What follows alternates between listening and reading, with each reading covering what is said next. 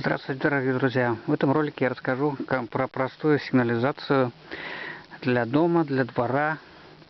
Использован обычный датчик движения и звуковой сигнал от автомобильной сигнализации.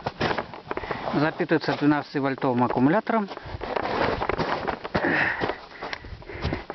Так, ну вот, в принципе, и все. Реагирует, на собак, на людей, охватывает весь двор, не реагирует на птицы.